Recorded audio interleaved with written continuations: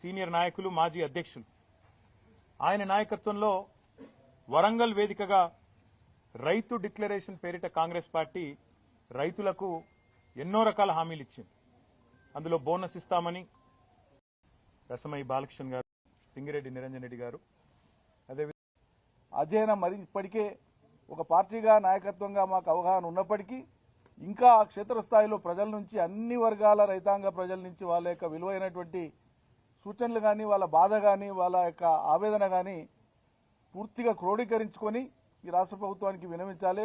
ఈ ప్రజల డిమాండ్ అవసరమైతే జాతీయ స్థాయికి కూడా ఈ అంశాన్ని తీసుకుపోవాలనేటువంటి కోణంలో ఇవాళ చర్చ జరిగింది. కేటీఆర్ గారు స్వయంగా వారు ఇక్కడ దాకా వ్యక్తిగతంగా రావడం, మా కమిటీ సభ్యులందరూ కూడా ఇక్కడికి నివాసానికి రావడం, ఈ వచ్చిన సందర్భంగా వారికి నేను ప్రత్యేకంగా ధన్యవాదాలు అర్పిస్తూ కేటీఆర్ గారిని వారి యొక్క సూచనలు చేయవలసిందిగా వారిని ఇంటరాక్ట్ కావాల్సిందిగా కోరుతా ఉన్నాను.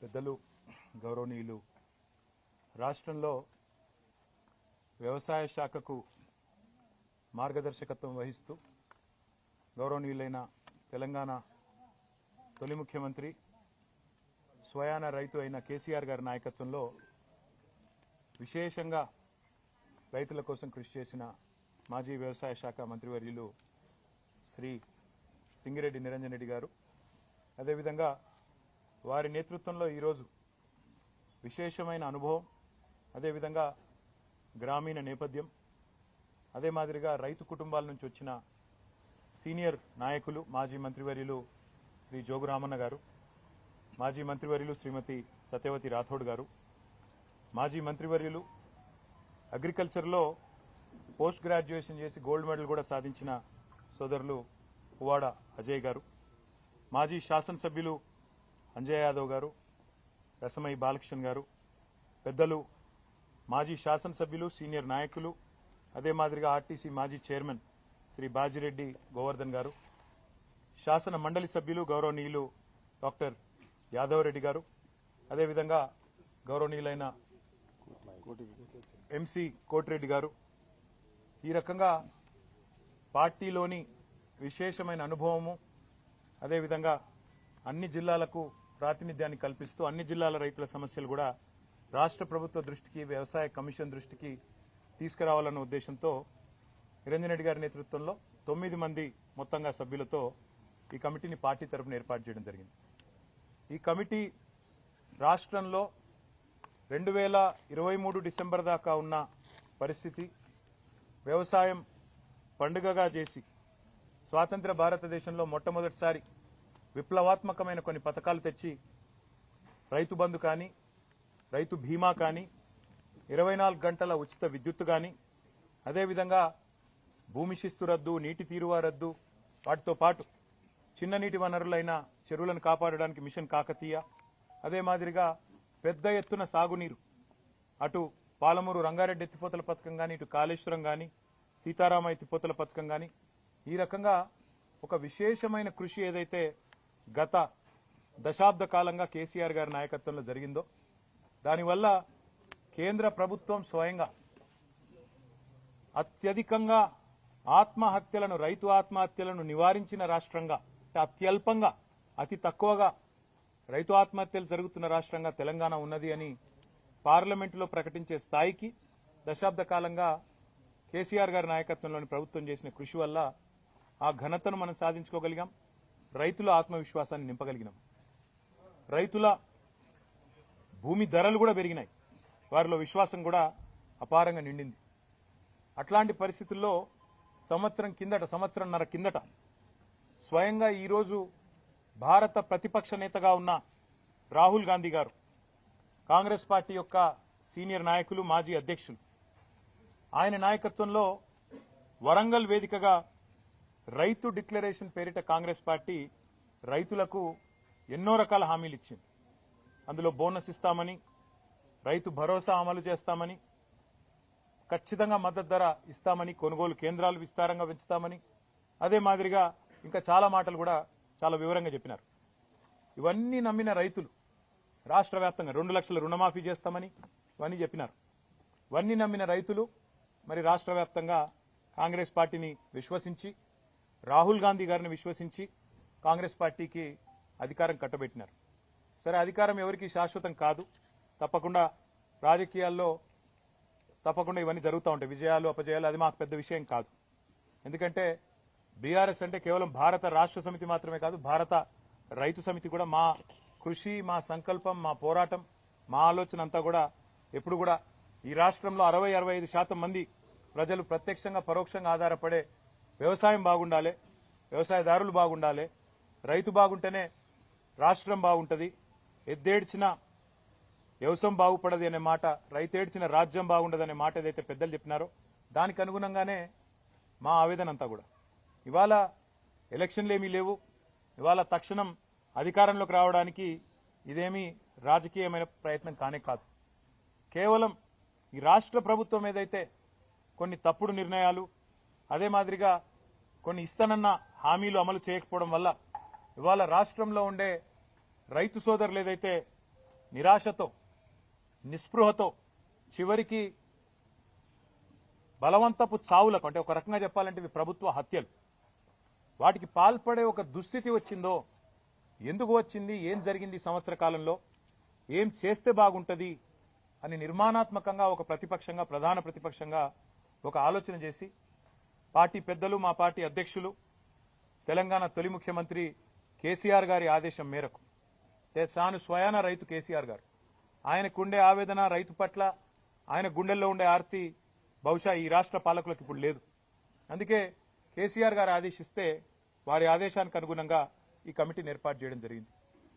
ఈ కమిటీ నిరంజన్ రెడ్డి గారి నేతృత్వంలో రాష్ట్రమంతటా కూడా విస్తృతంగా రాబోయే నెల రోజుల పాటు పర్యటిస్తుంది. ఈ నెల రోజుల్లో రైతు సంఘాలు, రైతులు, వివిధ సమూహాలతో ఎక్కడికక్కడ మరి కలుస్తుంది. కమిటీ యొక్క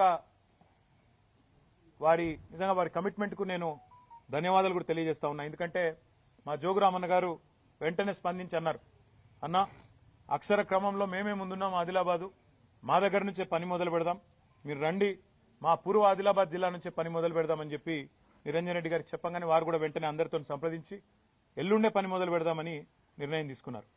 24వ తారీఖు నుంచి ఈ కమిటీ మరి పూర్వ ఆదిలాబాద్ జిల్లా నుంచి తన పనిని ప్రారంభించి రాబోయే నెల రోజుల పాటు అన్ని జిల్లాలు, దాదాపుగా అన్ని వర్గాల రైతులను, వ్యవసాయదారులను అందరినీ కలిసి ఏ రకమైన ఇబ్బందులున్నాయి, రుణమాఫీ ఎంత మేరకు జరిగింది, రైతు భరోసా ఎంత మేరకు రాబోతున్నది, అసలు రాష్ట్రంలో ఏం జరుగుతా ఉంది, కరెంటు సరఫరా ఎట్లున్నది, నీటి పరిస్థితి ఏంది, సాగునీటి పరిస్థితి ఏంది, రైతులు ఏ రకంగా ఇబ్బందులు ఎదుర్కొంటున్నారు, మద్దతు ధర పరిస్థితి ఏంది, బోనస్ ఏంది, కొనుగోలు కేంద్రాలు ఏంది, అసలు రాష్ట్రంలో రైతు వేదికలు ఏవైతే 2603 ఆనాడు కేసీఆర్ గారి నాయకత్వంలో కట్టుకున్నామో ఆశించిన ప్రయోజనం గాని, ఉద్దేశించిన లక్ష్యం గాని నెరవేరుతున్నదా, వాటి వల్ల ఏం జరుగుతున్నది, ఇవన్నీ కూడా అన్ని జిల్లాల్లో పర్యటించి ఎక్కడికక్కడ రైతాంగంతో మాట్లాడి వారిలో భరోసాను కూడా నింపడానికి. ఈ ఉద్దేశం ఏంటంటే రైతులు ఇవాళ నిస్పృహలో 400 మంది పైగా ఎవరైతే బలవన్మరణానికి పాల్పడ్డారో, ఆత్మహత్యకు పాల్పడ్డారో వారి కుటుంబాలు మాత్రమే కాదు మిగతా కుటుంబాల్లో కూడా. ఎందుకంటే మొన్న ఒక హృదయ విదారకమైన దీనికి ప్రేరణ, నిజానికి ఈ కమిటీ వేయాలన్న ఆలోచనకు ప్రేరణ ఏంది అంటే, మొన్న ఆదిలాబాద్ పట్టణంలో ఒక బ్యాంకు బ్రాంచ్లో ఒక రైతు తన రుణమాఫీ కోసం ప్రయత్నం చేసి విసిగి వేసారిపోయి ఆఖరికి బేజారైపోయి అక్కడనే ఎండ్రిని దాగి, పురుగుల మందు దాగి బ్యాంకు ఆవరణలోనే ఆత్మహత్య చేసుకున్నాడు. అక్కడనే కుప్పగులి చచ్చిపోయింది. ఆ పరిస్థితి చూసిన తర్వాత మనిషి అన్నవాడు, ఎవరైనా మనసున్నవాడు కదలక తప్పది, బాధపడక తప్పది.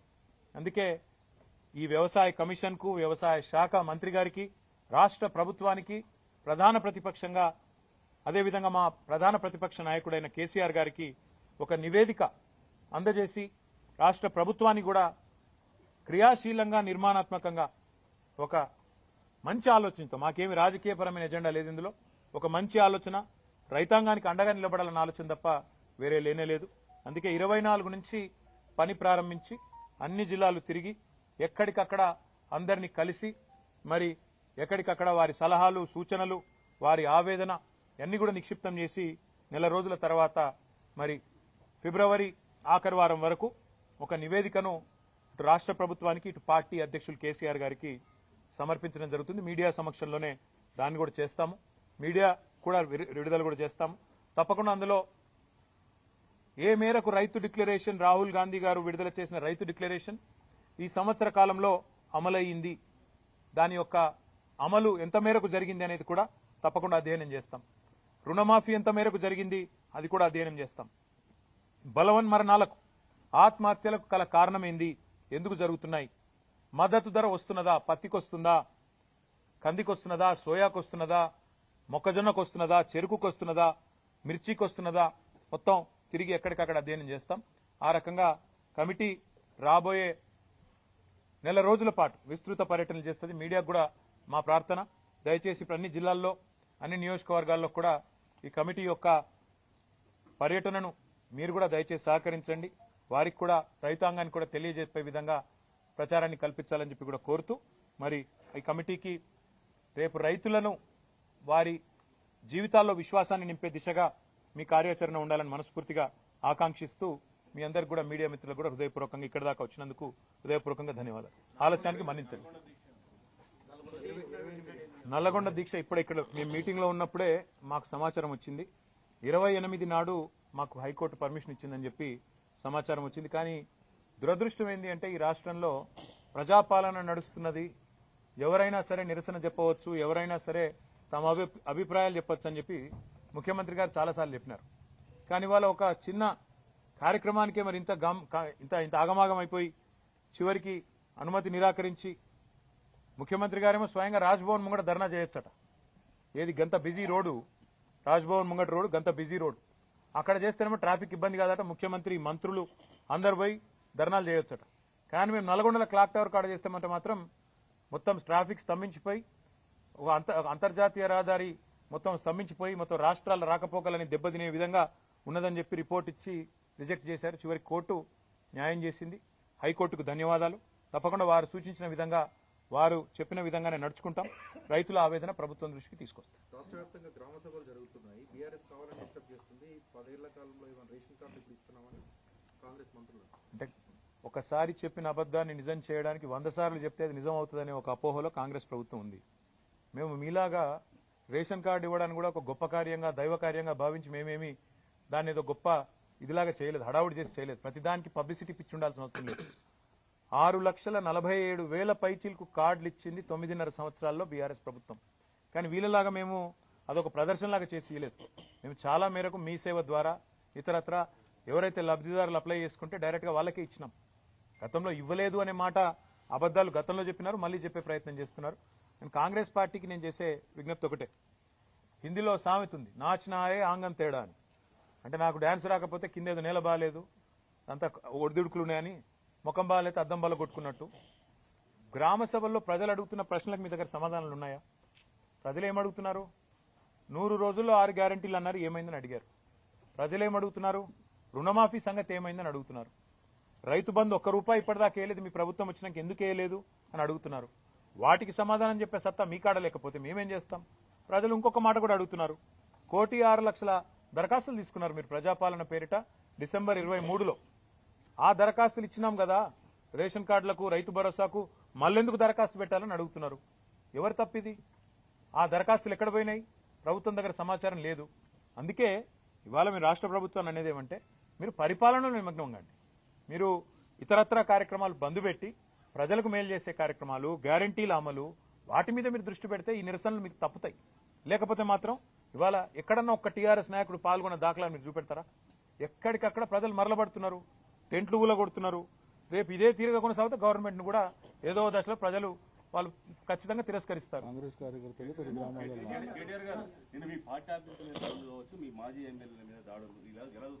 ఇలా చూస్తాం. ఈ రాష్ట్రంలో శాంతి భద్రతలు ఇప్పటికే పడకేసినాయని దేశమంతా అనుకుంటున్నారు. క్రైమ్ రేటు పెరిగింది, హోంమంత్రి లేరు, ముఖ్యమంత్రి గారు కేవలం ప్రతిపక్షాల మీద కేసులు పెట్టాలా, సోషల్ మీడియాలో పోస్టులు పెట్టే వాళ్ళ మీద కేసులు పెట్టాలనే తాపత్రయంలో ఉన్నారు. వాళ్ళ ప్రయారిటీ వాళ్ళది, మా ప్రయారిటీ మాది బ్రదర్. వాళ్ళ ప్రయారిటీ ఫార్ములా కేసు, మా ప్రయారిటీ ఫార్మరు. సింపుల్గా మా ప్రయారిటీ ఫార్మర్ కాబట్టే మేము ఈ పని చేస్తున్నాం. మేము వాళ్ళు అవతల ఏమనుకున్నా మా పని మేము చేసుకుంటూ రైతుల్లో 70 లక్షల రైతు కుటుంబాలకు 1,00,000 కోట్లు ఇచ్చిన ప్రభుత్వం మాది. 73,000 కోట్లు ఆనాడు రైతు బంధు రూపంలో నేరుగా ఖాతాల్లో వేసినాం. 28,000 కోట్లతో రుణమాఫీ 2 దఫాలుగా చేసినాం. కాబట్టి 1,00,000 కోట్లు నేరుగా రైతుల ఖాతాల్లో వేసిన ఒకే ఒక్క నాయకుడు భారతదేశంలో 10 ఏళ్ల కాలంలో కేసీఆర్. కాబట్టి మా ప్రయారిటీ మాది, రైతులకు విశ్వాసం నింపడం మా ప్రయారిటీ. రైతుల్లో సావకుండా చచ్చిపోయే పరిస్థితులు ఏవైతున్నాయో వాటిని నివారించడానికి ఏ చర్యలు తీసుకోవాలనో ప్రభుత్వానికి సూచనలు చేసే దిశగా నిరంజన్ రెడ్డి గారి కమిటీ పనిచేస్తుంది. మళ్లీ ఇంటరాక్ట్ అవుదాం. ఎల్లుండి వాళ్ళు పని ప్రారంభిస్తున్నారు. దయచేసి ఇంకా వాళ్ళకి ఇంకా చాలా పని ఉంది, రూట్ మ్యాప్లు అవి ఇవి చేసుకోవాలా. కాబట్టి మిగతా విషయాలు రేపు ఎల్లుండి మనం మాట్లాడుకుందాం. Thank you. ఇంకా చాలేమ్మా, ఇది వదిలేండి. సరైన సమయంలో సరైన నిర్ణయాలు ఉంటాయి. ఇప్పుడు